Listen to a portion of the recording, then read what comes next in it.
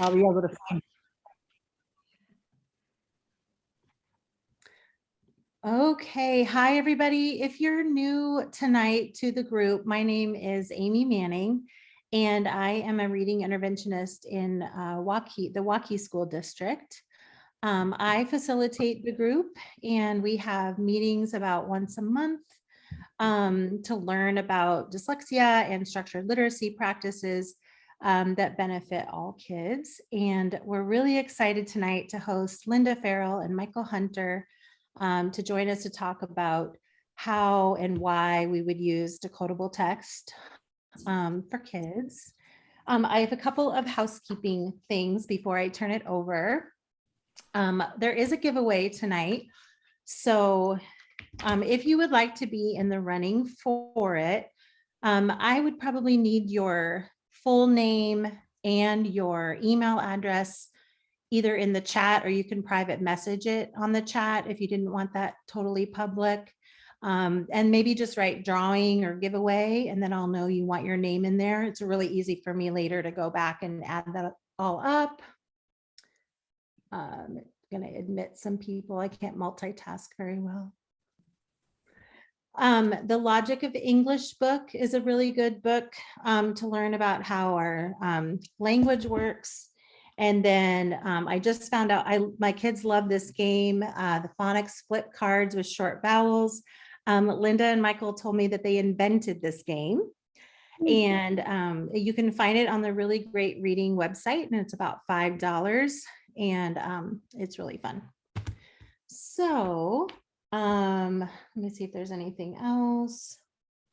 I'm just really excited tonight. And I know that I always want to learn more about decodable text and the reason about why I should use them. And I think it's really good timing, especially in my intervention world right now. You know, we probably are all here because we've got some kids that either are still struggling or, you know, not making that bridge over into automaticity or fluency. And why is that happening? And I'm always trying to reflect on the tools that I'm using and time in application practice. So I'm excited to learn a lot tonight. And I'm just going to go ahead and turn it over to Linda and Michael. And if you have a question, you're welcome to kind of jump in with good timing there to ask it or put it in the chat, and I can kind of man the chat or ask at the end. So thanks for coming. Okay, we're going to share this one and share. All right, is it up? Can you give us a thumbs up if you can see the slides? Can you also give us a thumbs up if you saw it move? Change slides. Yeah, change slides. Okay. Okay. All right. So welcome. Just a quick introduction. Linda and I are not married, but we act like it because we've worked together forever. So you'll may catch a little bit of the Linda Michael show, as we call it, when we tease each other or bicker a little bit. Yeah, we bicker. But it's all in good spirit. Linda and I met as volunteers teaching adults how to read in Washington, D.C. at the Literacy Council. Linda was an investment banker. I was running a concrete construction company. And frankly, neither one of us knew how to teach reading. Linda had been a middle school teacher. I will give her that. Middle school English teacher. English teacher, but not a reading teacher. And the Washington Literacy Council told us, if you can read, you can teach someone to read. Well, we found out that's not really true the hard way. And fortunately, we were able to get connected to people like Louisa Moats and others. Barbara Wilson, who set us on the right path. And here we are many years later, still doing it. We now have our own little company, Readsters, and we just do professional development and occasionally develop products and do whatever we can to support excellent reading instruction so that all children can learn to read. And the thing we like to do the most is go into classrooms and work with children. I have a couple of schools, and Michael, I think you do too, that literally they call and say, Linda, can you come for 3 days? We've got some kids, we don't know what to do, what to do with them, and we've got some teachers who need some help. Just come And then they just bring the kids in, or I go work with the teachers. And that's my favorite thing, is to get to work with the kids. Because it keeps us in touch with and fresh, and it's also just so rewarding. And we find new and interesting things every time. Because they and bring us which the keeps hardest us, ones. which keeps us learning. So, and I think the most important thing to understand about us is that we started with struggling readers. Because if you got to be an adult in Washington, D.C., and you hadn't learned to read, you had already been through the school system. I don't think any of our students hadn't at least been through a fair amount Ninth of or school. 10th grade. Yeah. And many had graduated. Also, these were not English language learners. No, These were this native was- English speakers So- that could not, I'm sure you know the child who's really struggles, but they didn't have you guys to teach them. They Yeah. just were put in special ed and told to water the plants. That's what one of our students told us. Yeah. Yeah, things were a little different in their day. So anyway, we come from how we're either always thinking about how to fix a struggling reader, help them with their problems, or prevent a student from becoming a struggling reader. So those are our lenses. You do it. Yeah. Okay. Well, I can do it. I can do it from there if it Yeah. stays there, but Yeah. it doesn't always stay there. Okay. Okay. If you have gotten to the slide packet that was sent and you printed it out, or you're going to refer to that, just a warning, some of the slides that we're going to use tonight will not be in the packet. If they have a red title like this one, that won't be in the packet. And it's either a housekeeping slide or an answer slide, something that you don't need to have in the slides. So, but if you get off kilter from what's up here and what's in your packet, don't stress, it's probably intentional. Okay. So let's just start with the basic idea behind this presentation is decodables have a purpose in instruction, in early reading instruction, and it's one purpose really, and that is to practice reading accurately.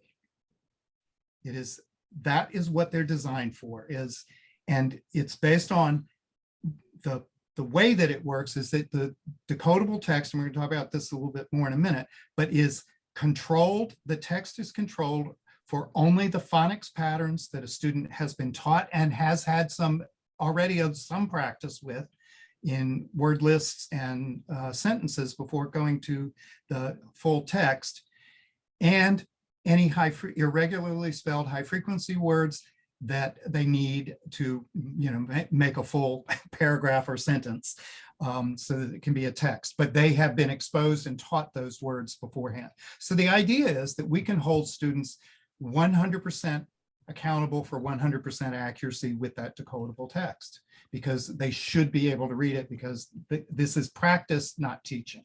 We didn't used to have this slide in, and we put it in because we got a bunch of calls from people over about 6 months, or I did anyhow. Well, which decodable text should I buy to teach reading? I've got these decodable texts. How do I use them to teach reading? And we just kept I think you got that several times too. And we thought, teachers really, some of them don't understand decodable texts are not for teaching. They are the last part of the lesson where you practice what you've been learning in your phonics lesson. You read some individual words, you probably did first you did some phonemic awareness, then you read some individual words, then you read some phrases, then you read some sentences, then you spell some words, and the very culminating activity is the decodable text. So the decodable text should lag your lesson, not determine your lesson. Yeah. Okay. Also, another warning slide. The recommendations that we're making in here are for early reading instruction and not for independent reading. So we're not saying that kids should only pick up decodables when they're first learning to decode. Decodables are for instructional purposes. They are to be used in instruction for practice, for accuracy. And if kids want to pick them up for independent reading, that's great. That's fine. But But- we don't want people to limit children. You can only touch this decodable book. Yeah. So every recommendation is when you're teaching phonics, that's when the decodable book is useful. It has a set purpose, and that's what we're going to be addressing. And we would never at least I would never tell a student that picked up any book, oh, that's too hard for you. Don't do that book. Don't look at that book. I want them to look at any Yeah. book they want to look at. They'll know whether they can read it or not. We tutor in our office, and we have a lot of children's books that are interesting. And sometimes the kids, they can't read a lick. You know, they're in their second grade. They can't read any word. Like they might be able to read book, but they couldn't read cook because they've never seen it before. But they wander over to it when they have a break or while they're waiting for us. They'll wander over to our bookshelf. We're happy to have them pull things. We had one little boy who was in second grade, couldn't read very much at all. And he loved to read the books about the gladiators and war. He couldn't really read them, and he liked pretending that he could. Do you Yeah. remember that? Yeah. So, you know, we're not saying you only work with decodables. Okay. So before we get into what to do with the decodables, we're just going to briefly, because we don't like to assume anything, that's a basis of good instruction. We're going to just quickly, briefly talk about the differences between a decodable text and a leveled reader. So we're going to start with our leveled readers.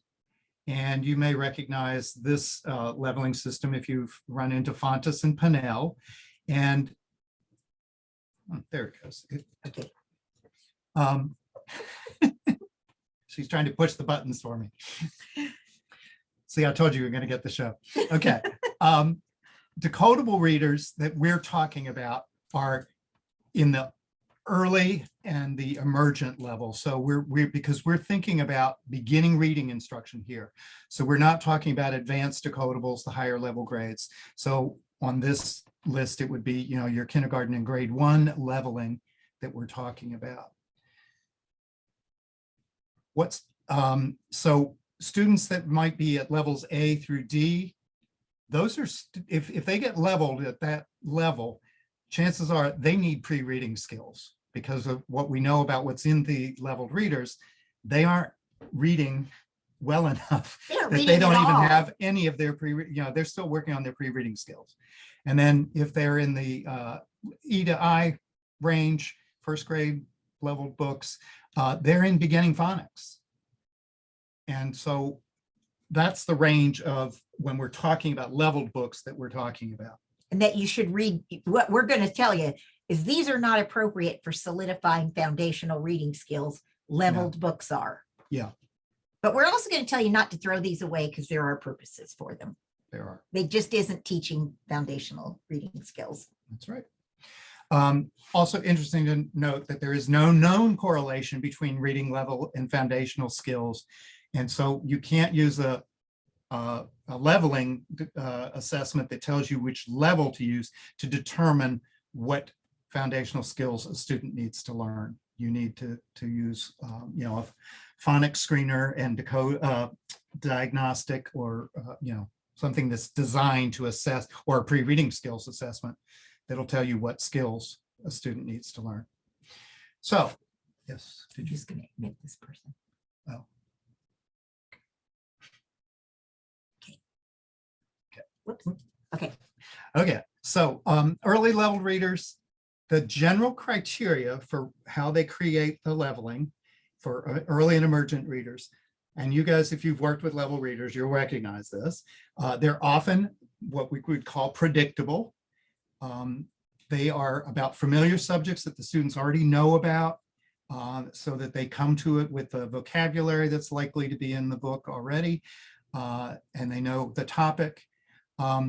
They have strong illustrations and or pictures, and the pictures are purposely chosen to support the words in the text. And that's going to be important when we talk about the premise for leveled readers and how they work, or were designed to work. They'll also usually have a lot of high frequency words, so that children are getting exposed to and seeing a lot of those high frequency words, getting repetitions with that. They have a lot of repetition of the words that are in it, or repeated phrases, and we'll show you that in just a second. And then the pictures will fill in the missing words that aren't repeated, so that students can learn to guess a word using the picture. And they have content that students can talk about once the book has been read. I think we should put parentheses around the word reading there Yeah. because the students actually aren't the ones that are Should. reading the book. They're guessing their way through it. So here is an early emergent leveled reader from Houghton Mifflin. And every page in the book except the last page starts with the same first three words. This is an, or this is a. And then guess what the next word is? I could cover it up and you could look at the picture and figure out what the word is. What do you think it says if it's got a picture of an apple? This is an apple. So the kids will tell me, you guys have probably heard this too. I can read this book without even looking at the words. And that's not reading. Yeah. And actually, those people who think that that's reading and are training the kids, I love what I do. And they're making sure that I stay in business, that there are lots of struggling readers for me to take care of. Yep, because teaching them to guess at words is not how it works. That's not what reading is. Okay, this is the next level, or up in the next level, the emergent level. And this is also from the Houghton Mifflin series. And the book is called A Mosquito. And mosquito, I would not expect any first grader to be able to read that word, but it doesn't matter because it's the title of the book, and we're going to preview the book and talk about the title, and we'll talk about the picture on the front of the little bug and what would that be? Oh, that's a mosquito. And have you ever been bitten by a mosquito? And so forth. And then we can open the book and start working on it. And to see the repetitions here, this page, baby bear was sleeping, snore, snore, snore, etc., is repeated with just changing baby bear to mama bear on the next 2-page spread. And on the next 2-page spread, it becomes papa bear. And then something else happens to baby bear. And guess what? The same thing happens to mama bear. And then guess what happens to papa bear? The same thing. So we're getting lots of repetition so that once you figure it out on one page, you're going to get exposed to the same words again, and you can guess your way through them again. Okay, so how are leveled readers typically used? They are the basis for guided reading groups. The guided reading group idea was built around the whole idea of leveled readers. And the idea is that students will learn to read by exposure to words, i.e. the sight word approach to reading, and they will use pictures when they can't figure out a word. The pictures will help them figure out the word or the context because they know what they're reading about and they know the context. And if they get close to the word but it doesn't change the meaning, they're not held accountable for that because it's about meaning, not about accuracy. And so often any errors, if you read pony for horse or something like that, because the picture looked to you like a pony instead of a horse, you would probably not get corrected on that because you got the meaning, you got the gist. It's a horse related animal and that's okay. We can still talk about the book. This puts it in a nutshell. We came across this in an IRI, informal reading inventory. And they were talking specifically about the guided reading levels A to D from Fontes and Pinnell. So that chart we were just showing you at the beginning. And as they stated in the text of this inventory, the assumption at this level is that when students encounter an unknown word in print, they can easily use context from known words and illustrations along with language patterns cues. That means it's repeated. Right. And early word analysis skills, which means knowing the first letter and possibly what it spells, for successful decoding. Well, that's not decoding. No, that's teaching students to guess, which is the antithesis of decoding. Yeah, and I'd like to go back and show you guys something. Do you see where it says this is an orange? If you think about it, orange is a word that has very little that's decodable at a very early age. And not only that, if you're in New York, it's an orange. And it's just not a word that kids are going to figure out on their own. And therefore, we're teaching them, just guess. And here's the theory. Well, if they guess that word correctly, they'll remember it the next time. We know what Sally Skilled may remember it the next time, but my Tommy Turtle, he could see that word 16 times with the picture. And the 17th time, if there's no picture, he's going to say orange. I mean, he's going to not have gonna to, say he's orange. going to look at the picture and he might say Mandarin. You know, you cute. Many of our struggling readers, it's back. It comes It- back. Ah. I don't know why it's doing it. Let's go up here. You can't control it from up there. Oh. I told you it's back. Oh, okay. I'm reading what it says. Oh, I thought you meant the other one was bad. The iPods. No, it came in and it left. Okay. Just like it did before. Okay. Also, if we think about mosquito, as long as we're talking about guessing and stuff, what do we teach QU spells in phonics? Qu, but in mosquito it spells k. And so we're setting kids up for confusion if we're not careful here. We're at the short vowel level and we've got a word mus, which has a schwa, QU, which is k, I, which is spelling E, and O, which is spelling O. No short vowels. And, totally doesn't fit. Now, I sometimes say, this could be really confusing to my Tommy Turtle, except then I say, no, it wouldn't, because he's never going to even notice that, because he's going to look at that word and then look over at the picture and remember that it's a mosquito. It's never even going to read it. Yeah, he's not going to try to read the actual Yeah. print. Okay, so now let's talk about our decodable readers, which is what we're here about tonight, and contrast them in a minute. But as you probably know, a decodable reader is designed around the words that have the phonics patterns that a student has been taught, and only high frequency words that a student has been taught. And so a very beginning decodable book will have very few words to choose from, because if you only have basic consonants, no digraphs, and the vowel letter A, you have about 6 words that you can try to write a decodable with. And I know that because I've done it, and it's not easy. Yeah. And then, of course, once we get some more letters in and some more vowels in, we can actually start to get a bit of a word bank, but it does obviously limit. And you certainly aren't going to be able to talk about mosquitoes or oranges for quite a while. And I think another big difference is that a decodable may have pictures, but that picture should not give you a clue as to what the word is.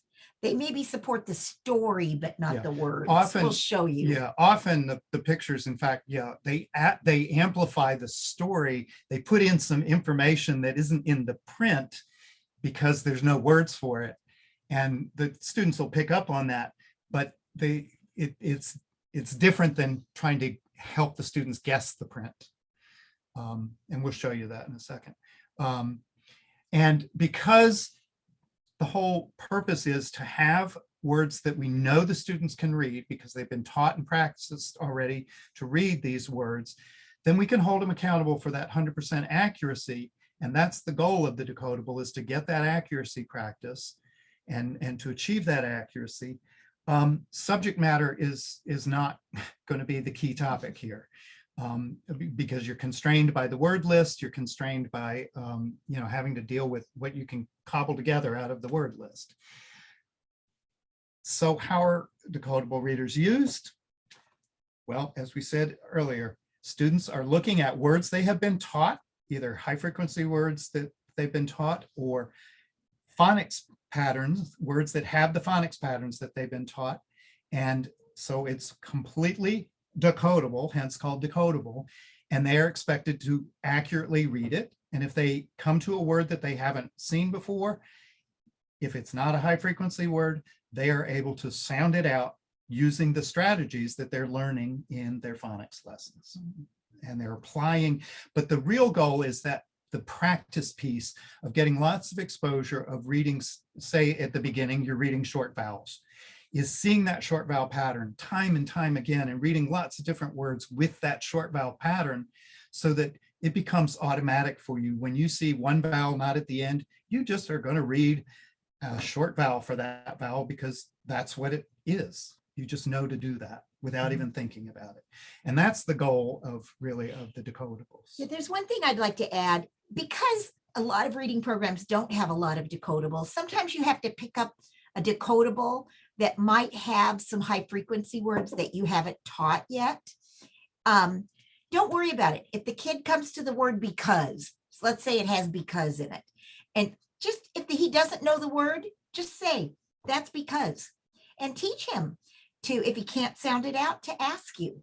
That's a really good thing for kids to recognize on their own. Or you can preview the words that you haven't taught, the high frequency words, before you read. But there isn't always a perfect one-to-one relationship between what you've taught. Don't worry about that. And you're going to show a little bit of that Yeah. in a little bit, so that you can see what she's talking about. Okay, so that begs the question often of, well, then how do we teach comprehension? Students have to understand that reading is about meaning. In fact, I think most students know that already, that reading is about meaning. We don't really have to teach that. However, if you are going to work on comprehension, which is not working on phonics, you have to do it with oral reading. The teacher needs to do a read aloud, or we do choral reading in some way or another, that the content that you want the students to do comprehension instruction with and learning with has to be given to them through their ears, because they have not yet learned to read well enough to independently read it and then be able to talk about it. So yeah, I know. I just want to make sure I hadn't left it. Oh, see it? Okay. However, we do, of course, want students to remember, even though they're putting most of their energy when reading decodable books into making sure that they're reading accurately, that should be the focus. We do want them to remember that they are ultimately going to be reading for meaning. And so you can, if students are accurately reading the decodable, there's nothing wrong with asking a couple basic comprehension questions, just, to check that they are thinking about it. I personally don't find that my students have any trouble comprehending a decodable text. And in fact, they can elaborate on it usually in ways that surprise me. If you feel like I have to do something for comprehension, one of the best things you could do is say, what is the pig doing? Find the sentence that tells me. So then they have to go back, and you're teaching that nice skill that you can find the answer in the text. But 2 of those questions is enough. Yeah. You don't need to spend a lot of time when we get to money. And save the bulk of your comprehension instruction for after you've read to them a good book, Stella Luna, a beautiful book, a nice book, and then a book that has some content that they can learn and think about, because you're not going to find that in the decodable because they're not designed for that. I'll talk about this. Go ahead. Okay, this is a decodable book. You can see that the pictures aren't going to tell you what the word is. I went to a school and they were using decodable books, this decodable book, this set of decodable books, which we like a lot, in place of guided reading. So the kids read this book the first day on Monday, and they were still reading it on Friday. And I went in and watched on Friday. And so the teacher very proudly told me they'd read the book chorally the first day, and then they took it home and they read it to their parents, and then they came back and they talked about the book every day on Friday. Now, I cannot imagine that there is enough in this book to talk about 5 days. But let me tell you what she asked on this page. She said, "Why do you think Gus is in the tub?" Now, my thought bubble went, Gus is in the tub, in the mud, in the sun, and he can rub because they all have short U's. That's the only, there's nothing to talk about why Gus is in the tub. And so we don't need to do an inference question, because that isn't the point of this. This isn't written for that. In fact, they could have practiced reading the book on Monday. If everybody's good at it, get a new book on Tuesday. get a new book on Wednesday, get a new book on Thursday. I can't even imagine that you'd use a decodable more than 2 days. If they're being used for what they're supposed to be. And the way we're going to show you. Okay. Kids love these power readers, by the way. Yeah. And they have, they're good and workable. Here's another example. This would be maybe a little bit higher up, grade 1 book. And I like this one because if you're thinking about the pictures, and I'm thinking about my student who's been taught to and is used to looking at the pictures to figure out the word, and he looks up and sees a guy in a white coat with a stethoscope around his neck, he is likely to read the first sentence on page 22 as Dr. Dan got Big Ben for me, because he knows a doctor. He's been to the doctor. He may or may not have been to a vet and know the word vet and have that in his vocabulary. But he could read, if he was paying attention to only the print, he could sound out vet, and read vet Dan. And that's what I want him to do. So this is just, the pictures sometimes are not going to clue you into exactly what the words are. If you use Decodable very much and you have kids who look at the pictures, you've probably learned to cover the pictures up. You just cover the pictures up. Yeah. Because, and then they can't, there's nothing to look at. And not worth the time. All right, so let's finish our comparison of decodable and leveled here because we have to move on. This is just a comparison of the instructional purposes. And basically what you're going to see is that in the early reading, instructional purpose for decodable is decodable sort of for practice reading accuracy, practicing reading the words that you've been taught how to read or that have that pattern. And your primary focus is accuracy. For the leveled readers, getting to the meaning is what's important, and we're trying to teach students to read by just exposing them to words and letting them pick out the patterns and figure out the patterns for themselves. And then the word identification strategies in a decodable reader are always, unless it's a high frequency word that's irregularly spelled, it's going to be sound the word out. We use a thing called touch and say. Touch each letter, say the sound as you touch it, then sweep your finger under to blend it and read the word. If they miss it. That's if they miss it. Yeah, I mean, that's the strategy for word identification. You sound it out. You figure out what it is. And in leveled readers, the goal is what they're teaching is literally, my least favorite word I've been talking about reading is solving the words. You don't have to solve a word. It's not a puzzle. It's a code, and it's not the same thing as solving it. You just read it. Okay. Don't throw your leveled readers away though. They are useful. They're great for read alouds and echo reading with students. And you can, excuse me. They can do that. Thank you.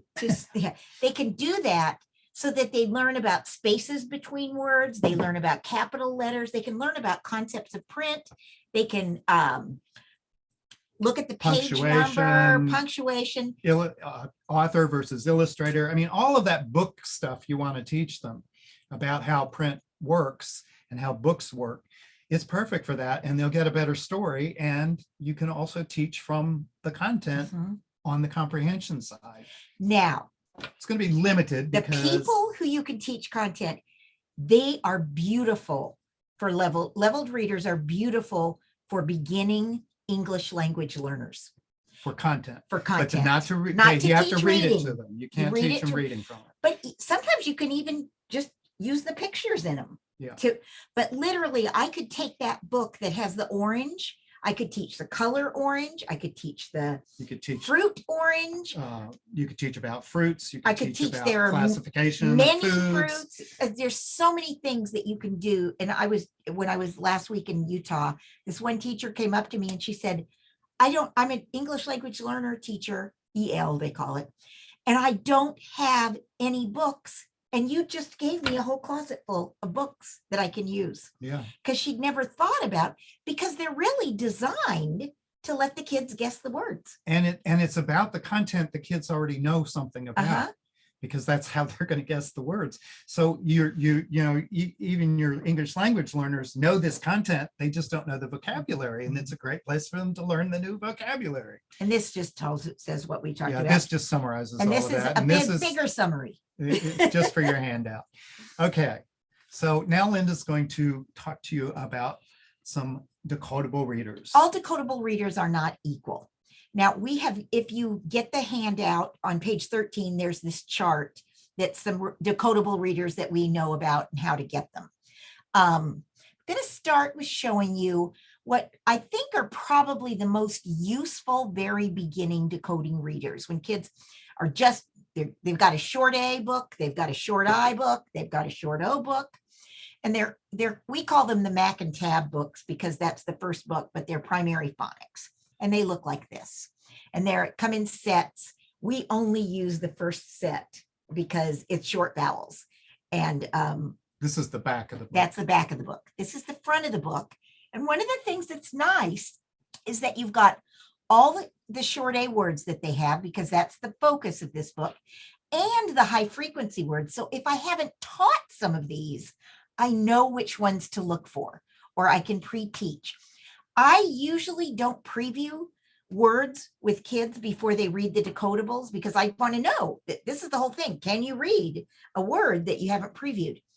But if I have a special education child that really is having difficulty, I may preview and have them read these words before they read the decodable.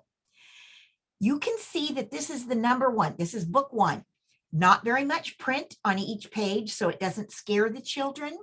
There are illustrations, but they're not going to tell you what the word means. By the time you get to book 10, you can see that we've got a short vowel review, got a lot of words, not quite as many high frequency words, but look, there's more text on each page. So they build up a little bit. The sentences get a little bit longer, but not excruciatingly so. So we really like these books, and they're pretty cheap. I want to show you another one, Continental Press. It also has beginning books. These are all short vowel books. Let me show you the difference. They do have a word list. Look at these words, you all. This is the first book. It has a blend. And it only has short A. It only has short A, but it's got a blend. It's got a digraph. It's got a blend. It's got two letters. It's got a blend and a digraph. So these words are not what someone, I would not use this with a kindergarten or a kindergarten first grade, first reader. They're too complex. If I had an end of first grade struggling reader, I could probably use this because they've had more. After I used Mac and Tab, I could go to this book. So I want you to recognize that they're all not alike. This book actually, the other thing is look at the high frequency words, fun, eat. Those are later going to be decodable with. That doesn't need, I don't need to use with until I've taught it. So it's just not as it's controlled as the Mac and Tab. The pictures are prettier, and they do a pretty good job of not having very many words on the page, but they're just because of that orthographic difference where the words are more complex. You have to watch. If you teach intervention kids at the short vowel level and at second grade or higher, you need these books. You need the high noon books for short vowels because, watch this, they're chapter books. And look at this. They have chapters. The kids love to have a chapter book. And even though all these words are one syllable short vowel words with some high frequency words, the story looks like a story.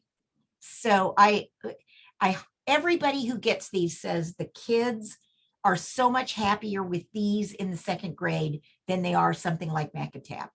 And usually they do know all their, they've been exposed to more than just one vowel. So they don't need to have just one vowel. And they also have had more time to be exposed to high frequency words, so those aren't as much of an issue. All right. Our favorites are Flyleaf. They're the most expensive. They're by far the most expensive, but they're beautiful. They are, can you just see how beautiful they are? And they're, I would say Flyleaf, once you get up to the stories like this, they're not quite as decodable as say Mac and Tab, but boy, are they beautiful stories. And we don't have time for me to go. They have, you can see this is Frank the Fish Gets His Wish, that this is short vowels with digraphs and blends and endings, ED, ES. This is a decodable that you could use when you're teaching silent E, Mr. Mole's Stove. The stories are great. There actually is something to talk about in these stories, but we still don't recommend doing a lot of talking about them because the purpose that you're reading these for is to make sure they can read the words accurately, but they are beautiful books. So Wendy, do you want me to go on this? Go ahead. I don't care. It doesn't matter. Go ahead. Okay. So you guys, we talked about this before. We're looping back. You use decodables during phonics lessons. You don't use them at the beginning. You use them at the end. They are used to review what you've taught.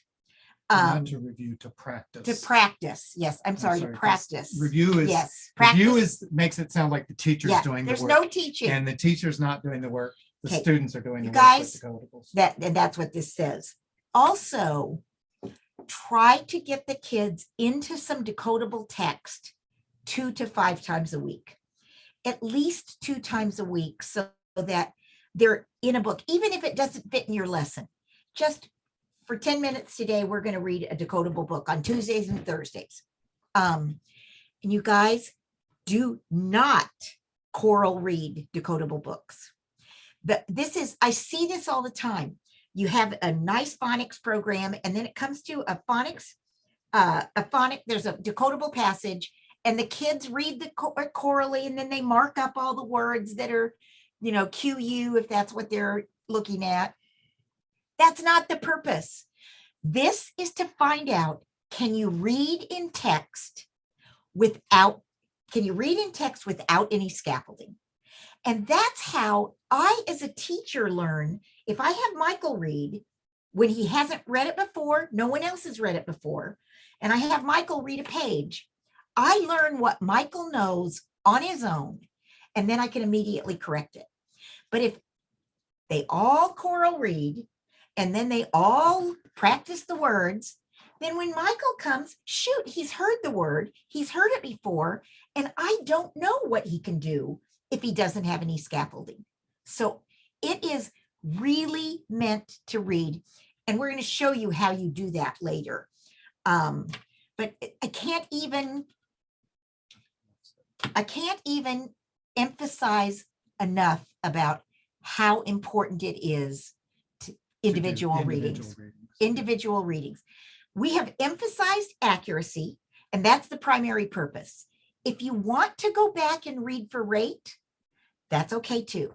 Let's say a student reads, the cat sat on the mat.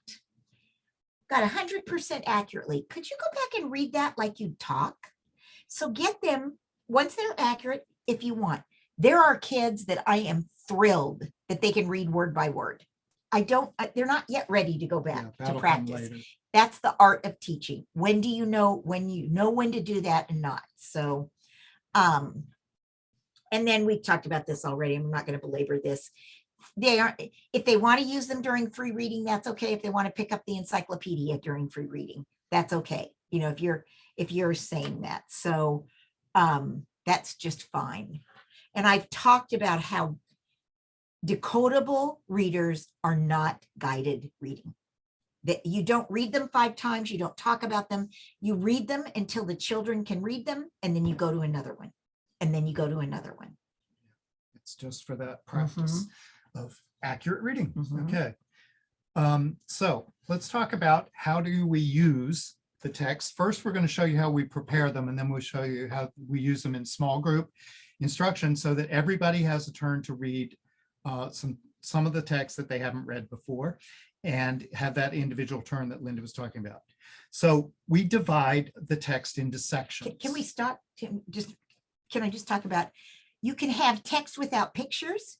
You can have a simple book, or you can have a more complex book. This would be just a story written on a page. This is a book. So these are the three ways we're going to talk to you about these three types of texts, how to prepare them.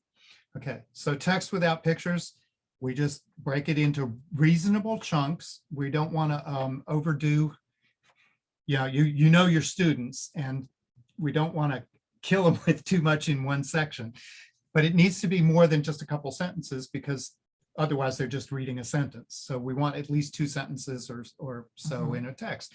And it will get, the more further they go along in their decodable work, the text will get longer and you'll make the sections longer. And typically if you divide on paragraphs, it kind of takes care of itself. Okay, I did that. Why did it go back? Because I screwed up on the animation. This is where you're going right now. Okay, sorry.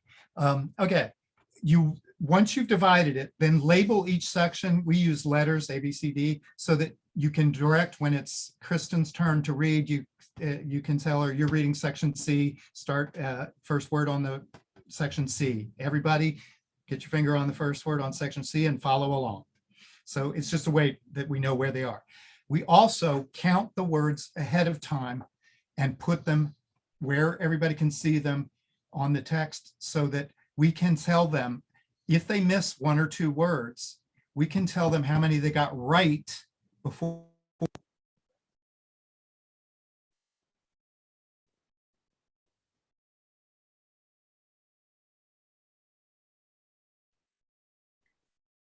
Linda and Michael, I can't hear you. Can everybody else hear okay? It could be No. my internet. No? I cannot hear them either. They're moving, so they're not frozen. Michael? Yeah, did we drop out Oh, Sam? there go. you are. Yeah. Yep. Yeah, Can did you not- repeat that little section? I think we got to labeling and numbering. Yeah, sorry. me. That's okay. Okay, so we label each section so that we can direct students to where we're reading next and who's going to be reading that section. And then we count the words in each section and put it right, we write it right on the text, next to the text, so that when a student finishes reading, we can tell them, you got all the words right. Or if they made an error or 2, we can say, you got 30 words right. Let's go fix this word. And we point to the word, fix another word, and then that student will reread to get their 100% accuracy. And we'll walk through those steps in a minute, but that's why we need those numbers there. Because we want to tell them how many they got right.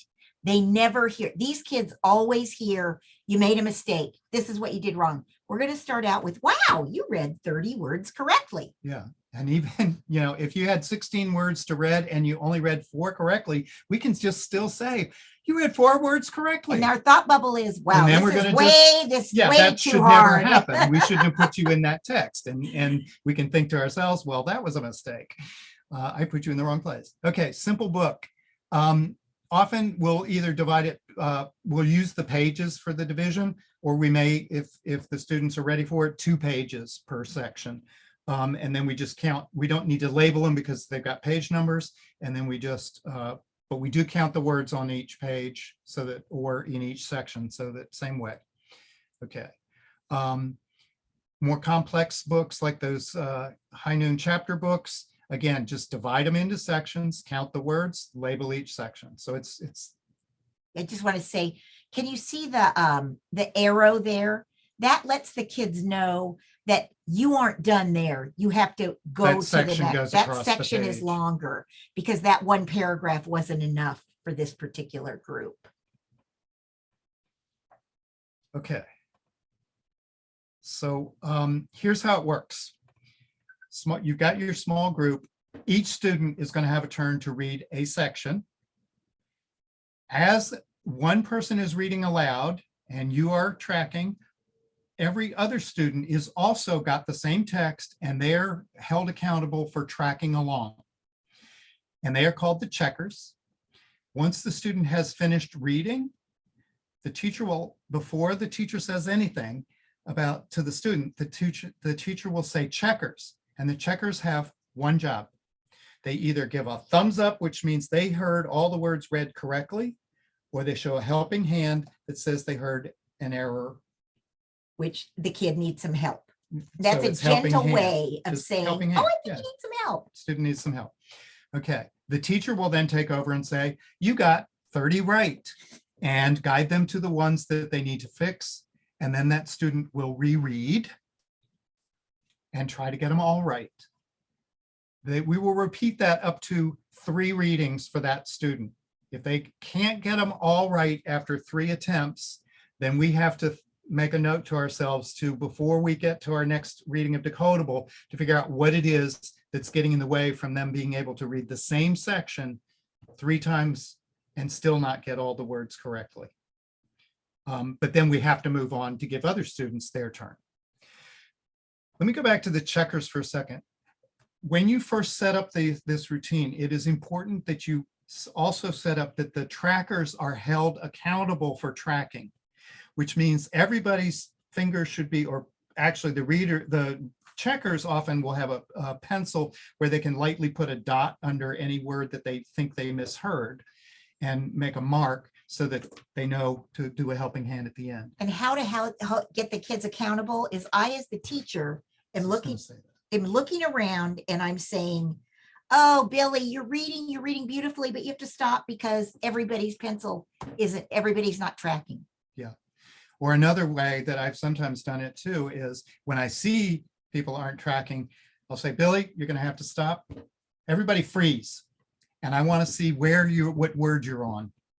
And somebody And I is look not around tracking. and I can tell if your finger isn't on the right word, you weren't tracking. So that's what we mean by holding. And once you hold them accountable a couple of times, they get it. The cool thing is that the checkers, while they're trying to track along and listen to the reader read, they are actually practicing reading if we're holding them accountable.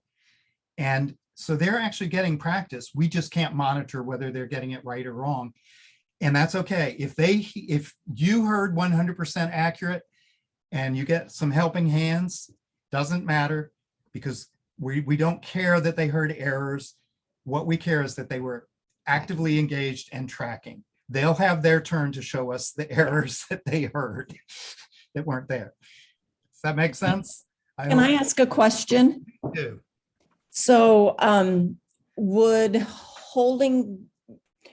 another way that I could do that with students is have them whisper reading, like with a whisper phone or something, and then leaning into each, Johnny, and say, you go to B. That is a guided reading practice. Okay. And when they're whisper reading, the purpose is for them to hear themselves. Okay. And that's not what we're doing. The purpose is for you to hear them and be able to immediately self-correct. And when they whisper read, it can be disconcerting for the kid who's reading aloud to you. Okay. Yeah, And- the whole goal is for ideally, if you were doing one-on-one, you'd just be listening to someone read, and when they finish, you would help them fix their errors. We know that you have to do it in small groups, so this is the way that works to do it in small group and keep everyone practicing, everyone engaged. And keep everyone accurately practicing. Accurate. Whisper reading, you can't keep track of everybody else. Yeah, sure. And practice makes permanent. Yes. And I love so that thing. you want them Yeah. practicing what you want permanent. So if I were, Go ahead. sorry. Go ahead. No, you go ahead. I want to go back. Go ahead. Well, I wanted to say sound by sound reading is not reading. So if they read a word sound by sound, even if they get it right, you go back and you say, you got 16 words right. They were all right. You read sound by sound with these 2 words. Keep your mouth closed until you know what it is, because we've got to get them out of that habit. Okay. And the other thing is, if they self-correct, you say, you got them all right. You self-corrected one word. Can you go back and read that without self-correcting? Mhm. They might repeat a couple of words.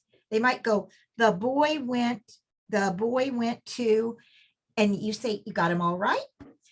you repeated some words. Can you go back without repeating? We just want to break those habits Yeah. right now.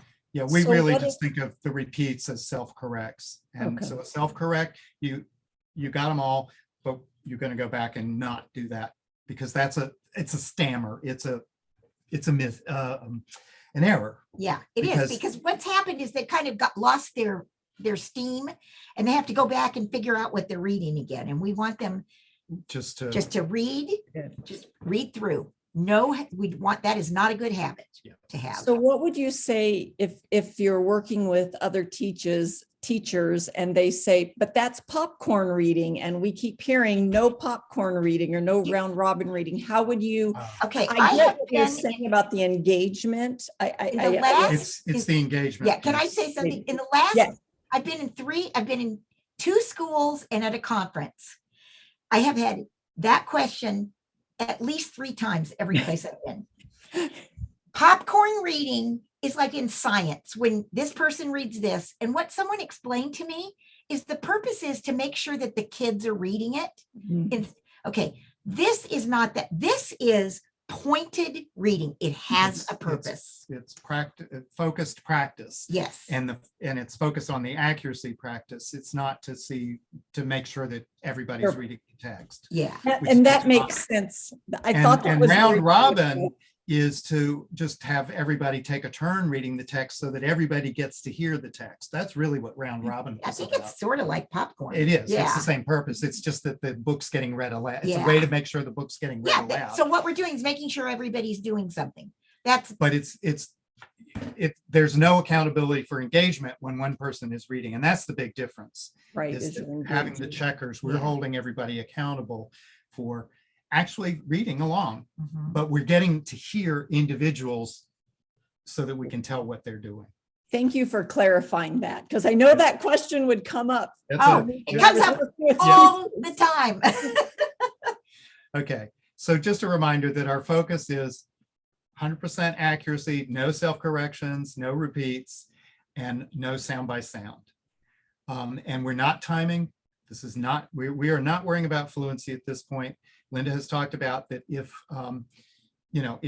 they get through it 100% accurately and it was painfully slow and choppy and you feel like they're ready to try one more, I call it read again for confidence, because they will inevitably read it the second time more confidently because they know they've gotten through it accurately. And now they can, they can remember a little bit of what they read.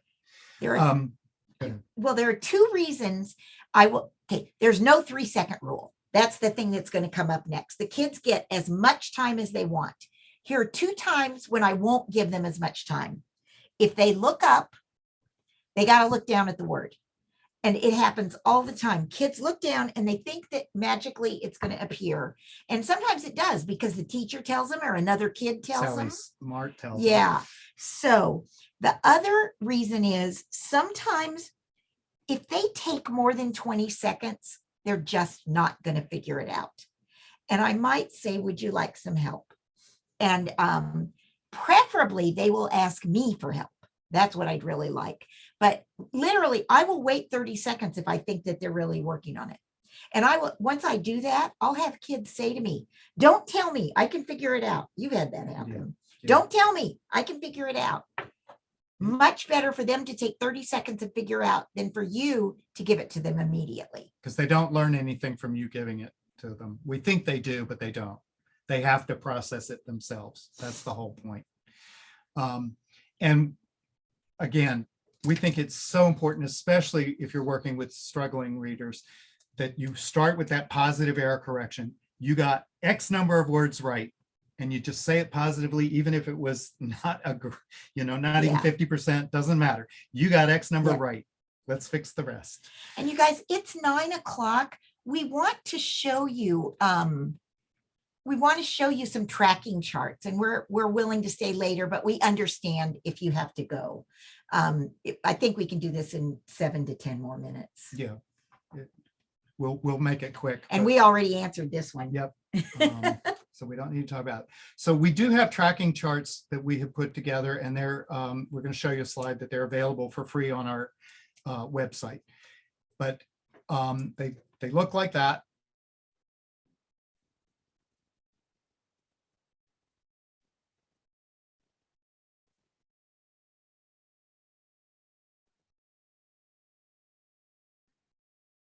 think we lost your sound again. Yo, Sorry about that.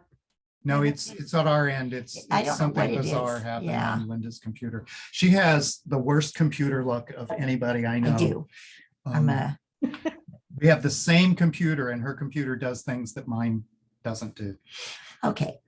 So, want me to do Go this? ahead. Okay. So what we've got is we've got Sammy and he's reading. We write what he reads. We read the date. And the first time he read, he got 10 out of 10 words. So guess what? He doesn't have to read it again. I can go to the next kid and the next kid. The next time it's Sammy's turn, he goes to page 4 and he's going to read this one. And what happens when Sammy reads the first time? He gets 9 out of 11. We go back, we review the 2 words. You can see that I use green here. Somehow he missed up in and the. I say, please read that word. Please read that word. Read it again. Next time, Read your section. again. read your section again. Same page. That's his page. Next time he gets 10 out of 11. And this time he didn't miss this in. He missed this in. Read it. You know, you got 10 words right. Read this word again. Read it again. And the next time he gets 11 out of 11. Yeah, and let me make a point here. Please notice that when Linda tells the student how many he got right, it's not 10 out of 11. It's you got 10 Did I say right. 10 out No, of you 11? didn't. Oh, okay. But it's written here. Oh, And yeah. I don't want people to get confused. So that's why Yeah. I'm going to take 10 this opportunity yes. to say, you got 10 right. You record 10 out of 11 because you need to know on the record Yeah. how many there were. But we don't, because if you tell them they got 2 out of 8 right, well, that you might as well just say you got most of them wrong. So it's you got 10 right, period. Read this one. It's not you got 10 right, but you need to read this one, not the Yeah. but. Yeah, leave 10 out the right, but, just- hard stop. Now go to teach them.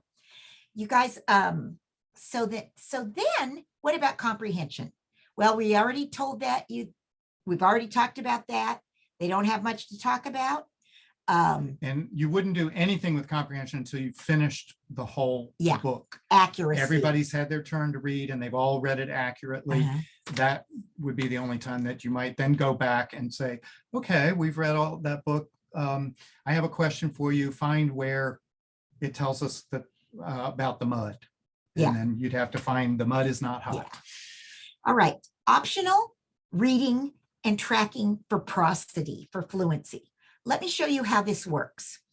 So we've got Sammy Sample again. Now he's reading Sun and Mud. And he reads 11 out of 13. So of course, he reads, you got 11 right. He reads again and he gets 13 out of 13. And he read it. He didn't read word by word. That time he read all 13 words and it was reading with confidence. That's what he did. The next time he reads, however, he reads all the words correctly, but it was word by word. So I might say to him, read it again for confidence. And then I go, okay, now you got them all right. And you get your little happy face or whatever you want to put in to say, not only did you read it accurately, you read it with fluency, with confidence. Yep. I Anything think else? that's it for that. Okay. Can I ask a quick question? I Sure. think I just spaced off when you said it. When they read each time, is it in a row? Or do you Okay. have other kids Hmm. read and then go back to it? Okay. Yeah. What I do is I go, it's your turn, it's your turn, it's your turn. And then you might have to go back to you're not reading this for the story. So you go back and read 4. And this kid might, there is an exception to Okay, that. I'm sorry, but that was very confusing. I to know it me, was. So But- can I try to explain Yes, it? explain it better. The answer is no, they don't read section A and then read section B. Someone reads A, someone reads B, someone reads C, someone reads D. If that's all, you have only 4 students, then someone else will read that didn't read D will read E. It may not be the person that read A, it may be the person that read B. That's up to you, how you want to mix it up. Okay, now I'm going to give my answer because that's step 2. If I have an extremely well-behaved group, I can have Tommy read the same page 3 times. in a Oh, row. that wasn't what I heard her asking. She probably wasn't. Okay, yes, they read the same section up to 3 times for accuracy if they need it. and then you move on. And the question is, do they do it all at the same time? Or do So they like if you're do it when they come back? Student A, if they were not accurate the first time, did the student A read again right away? In a Yes. well-behaved group, yes. Yeah, in most situations. But Um, I've but seen- only up to 3 times. But I've seen where I can't, the other kids are too antsy and they have to get their turn. So do you see how it's, again, it's the art of teaching. But Yes. every read that a kid does the first time is a cold read. They are reading a section that nobody else has ever read. And do you try to get this done with every decodable you give them, or like once a week to Well, we track? try to do it every twice a time? week, We do it, at least twice a week. yeah. And always at the culmination of a lesson. You know, because if you have 20 minutes, you're not going to get through a whole lesson. You're going to get to practice this, then you have to practice that. But always at the end of a lesson, and at least 2 times a week. Okay. Thank you. Now, This slide is in the handouts, but if you go to our website at www.readsters.com and find our resources tab, this tracking accuracy with decodable text packets in there. It has instructions for how to use it and even little scripts for working with the group. And so it sort of summarizes a lot of what we just went over. So it's there. We do ask when you get free resources from us that you just give us your email. So you'll have to log in. You have to get a password. It shoots you a password, and then you can change it to, one that you're comfortable with. But the tracking charts are in this packet. the So, tracking chart is part of the packet. Yes. and so I think we can stop. Yeah. I think Unless you guys unless have- you guys have Yeah, questions. if you guys have questions. I Wow. have a no- question. More and Okay. more. Yeah. Yeah. Why don't we? Yeah. Thanks. It just started hailing here, so hang on. Uh-oh. Hail. Yeah, Wow. we're in That would be Iowa. Western Iowa, Sioux City. Yeah. So my question is, no. I like So- your disappearing child. So would it be beneficial to, and maybe this is in your packet, I don't know, but would it be beneficial to kind of keep track of how many words were read letter by letter, or, ooh, these high frequency words are missed, just for instruction purposes? Or, I mean, If you want to do that, there's nothing wrong with that. But here's the thing. If they are reading sound by sound, you're going to go back and have them read so they don't. And reading sound by sound and getting the word right is a totally different animal from the kid who goes, he looks at a B, he looks at an A, he looks at a T, and he goes, but at fly. That kid is not ready for decodables. what So if you have a reader that sounds out almost every word, they're accurate, and then they read the word, they repeat the word. What yes, is the and prompt? I'm going to make a suggestion. We will come back if you want us to. You do not have to have us back. You're probably tired of our little, Yeah. but we do a whole workshop on how to deal with sound by sound children Oh, wow.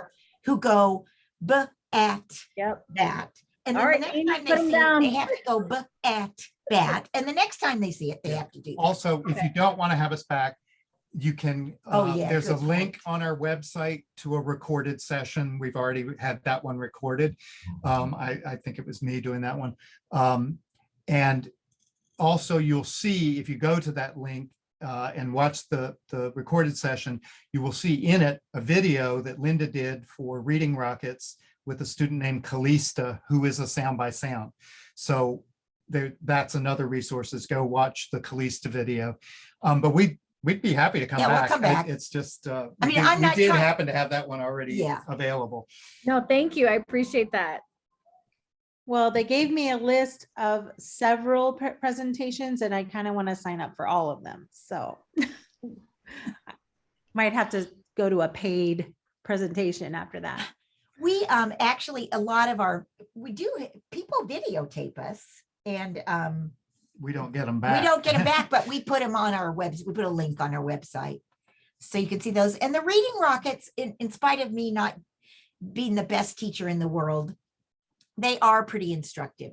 The reading rockets people did a great job of editing those videos and making She's them actually a good useful. teacher. She's just bad mouthing herself for no reason. Well, I want to go back and fix it.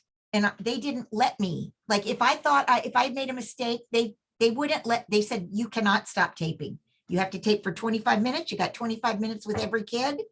That's it. We'll make it look good. No. Yeah, it's just that all those students learned in the 25 Yeah. minutes with you. That's good teaching. Okay. Thank you, So Michael. Stop.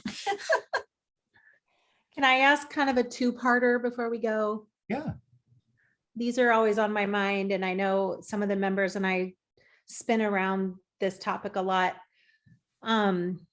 What would be like a level or grade level text where we would feel comfortable, like, okay, the kids have control of the code, we're ready to go into grade level text or Okay. leveled readers?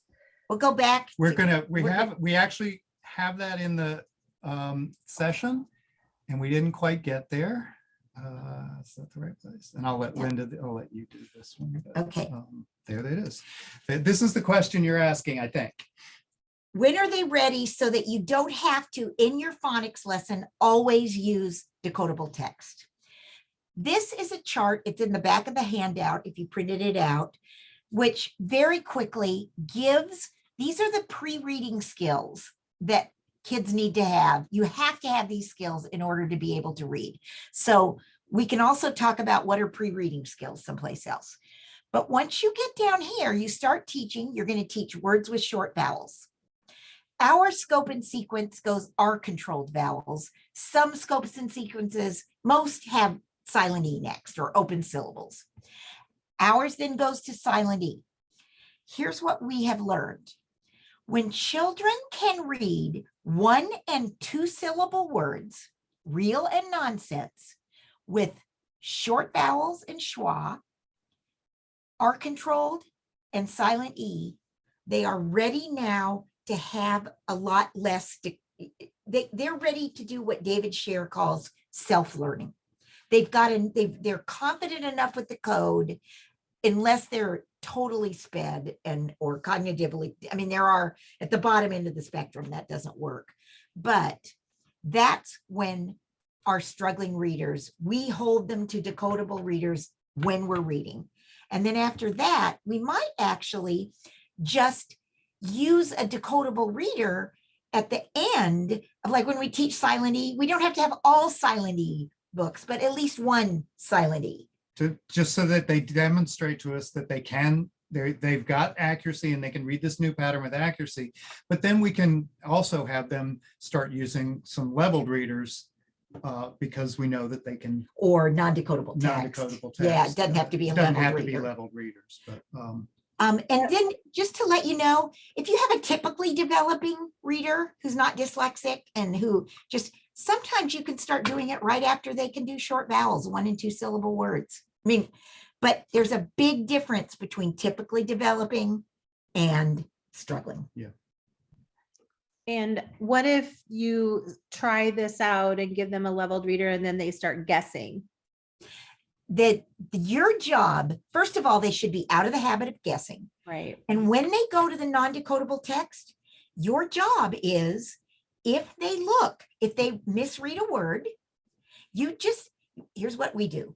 If they ask us for a word and it's not decodable, they don't have to read it again. But if they guess that word, oh, you got 13 words right. And you never stop them when they get it wrong. Let them read all the way through. And then you say, you got 13 words right. When I was in Nebraska, I had 2 kids who'd say, I know, I missed this one. And if they have to Because read that's it, their habit. yeah. They haven't been held accountable. Yeah, for accuracy. I missed this one. It's this. I have to read it again. I know. Yeah, and you kind of want to go, well, why did you misread it if you already know you misread it? And the Because reason is their habit is to guess rather than And it's out their mouth It's before out their brain before their brain processes. catches up and says, oh, that was the wrong word. Does that answer your question? It still hold them accountable for accuracy. Always. Yes, And thank you. That's Just a big mind shift alongside too, that, I I'm going to think. throw in one more thought as long as we're answering questions. In the general classroom, often we have students read aloud, and this might be the popcorn reading that we were talking about or the round robin. And just because we want different people reading so that everybody can hear the text, but it has to be read aloud. And a student will get to a word and they don't know what to do with it. And here's what usually happens in my experience. They pause. And before that pause is more than a second long, Sally Skilled or the teacher or someone fills in the word for them, just blurts it out, and that student just keeps on reading. And I am convinced that often they don't even know that they didn't read that word themselves because it just magically appeared when they needed it. And they just kept on reading. And I really think, I call it the word from heaven. It's just magically there. Michael, I was in when you were coaching someone and I was trying to keep my mouth closed, which isn't easy for me. And a teacher gave the word, and then at the end, remember when we were debriefing and you said you gave that student a word and the teacher had no idea. It was such a habit for the teacher. Yeah, They the didn't teacher even know realize. that they had done it. Do you remember Yeah, I that? do remember that. And I have seen it plenty of times, Yeah. even in intervention lessons, where the teacher just can't wait for the student to figure out the word. So they give it to them. And the student doesn't realize they didn't read it. And the teacher doesn't realize that the student didn't read it. So I hadn't thought about it that way before too, but anyway, just wanted to mention that. So what we teach all students is that if you get to a word and you know you need help, just say help. And we know you mean help, please, but we're not going to waste time. I say help, please. I just know that I want to keep it moving. So help, and that means help, please. And then I, as the teacher, will be the one to help you. And of course, what I hopefully will be able to do is have them read at least some part of the word so that they bring something to the table. So I don't have to give them the whole word. You know, it might be. Let's say the word's apple. We would say, what's the first syllable? They could read app. Oh, the rest is pull. What's the word? You know, so that anytime that you can have them do part of the work, they're learning something. If you just give it to them, they are not learning it. Because they haven't had to think, they haven't had to process. That's a struggling reader. That's not Sally Skilled necessarily. Yeah. Any other questions? Amy, anything in the chat box? I think we've covered everything. So if no one has anything, someone just mentioned they love your BD reversals instruction. Good. A good you. intervention. I saw someone using it today in my school. Oh, Oh, good, cool. good. Thank you so much, Linda and Michael. This was such great information, and I know I'm going to go back and digest a lot of it and probably have more questions for some of the members later too. So, or We're we may- here. Yeah, you have can our call, email. you can email. Anybody wants to email us directly, Yeah. feel free. Yeah. If you email Michael, he'll probably get back to you. Sometimes it gets so far down that I just never quite get to it because I might have 60 emails in one day and then, okay, I have to answer this one and I think I'll answer this one later. Just email again. I'm not ignoring The you. other difference is that I don't write volumes. So my answers may not be as complete, but they come faster. Yeah, Linda wants to write the whole treatise in I do. every answer. it's and true. So sometimes things get delayed because she hasn't finished the treatise. Yes. I have a quick question. I actually a college instructor, And instead of writing you separately, if I wanted to use a slide from your PowerPoint, like I'm specifically looking at this flow chart, do you need me to contact you for copyright, or is that allowable? How do you feel about that? It's not published, it's just in a class. Stephanie, the first thing that I'm going to answer is that if you want this slide, we send you this slide. I Yeah. mean, Thank you. Yeah, we'll send you a Yeah. PDF of the, that won't have, anything else, but our copyright will be on it, so. I'm really trying to impact those pre-service teachers in every way I We can. want you to. We are working on that in our own way too, so. Thank you very, very much. what do you do, Stephanie? I teach distance learning reading courses at William Penn University. I'm full-time faculty, but I focus on the DL program. We have a large DL program, and most of my students are paraprofessionals Okay, that are what's coming DL? sorry, distance learning. Distance distance learning, you learning. said Yeah. that. Okay. So most sorry. of my students are paraprofessionals in the schools that are going to get their teaching license. And we have a Right. new grant where our college is partnering with several districts around the state to train teachers. Well, we hope to. The grant, they haven't been approved, but the grants have been written. Awesome. So, Great. yeah, and I teach like foundations of reading, teaching of reading, reading practicum, children's Stephanie, literature. Would you send us would you email us? And let us, Absolutely. because we may have some questions for you or want to talk to you. We're not necessarily happily, but we are engaged in reviewing higher ed. And so we've gotten involved in some higher ed stuff. That would be wonderful. We're thrilled if it helps, but we'd rather Yes. really be in the classroom and working with Yeah, kids than, But we'd like to stay plugged in Yeah. to people that are doing that. and we might want to introduce you to some people who are involved. I don't know. Do you know the Barksdale Reading Institute? Yes. Okay, well, that's who we work with on these reviews of higher ed. And Okay. we might want to get you in touch with Kelly there. That would who- be awesome. Thank you so much. Yeah. I mean, I'm thinking Yeah. just what you're doing is very unique and I'd like to hear about it. So if you Yeah, could I'd love send it. to. I will email Thank you. Thank Yeah. you. Great. Thank you. Well, thank you so much. We really appreciate all of this and spending some special time with us. We Oh, don't you want- guys are great. Yeah. Well, and we appreciate that you stuck around for longer than the Yeah. hour. Because Absolutely. Michael's telling me enough, Linda, and I just keep going. Well, Linda will keep talking all night. You guys can stay. At a certain point, I'm going to bow out just because I actually have, You have a life. I have a life outside. Occasionally it's outside of reading. So, thank you. Any Thanks, guys. any more questions? No more questions? Remember, you can email. Yeah. So, Okay. all right. Good We'll let night. these Sleep nice people well. go home. Bye. Bye. Thanks, Amy, for Thanks, Amy. inviting us. Thank you so much. We really Thank you. appreciate it. Bye-bye. Bye. I'm gonna try to remember to stop recording.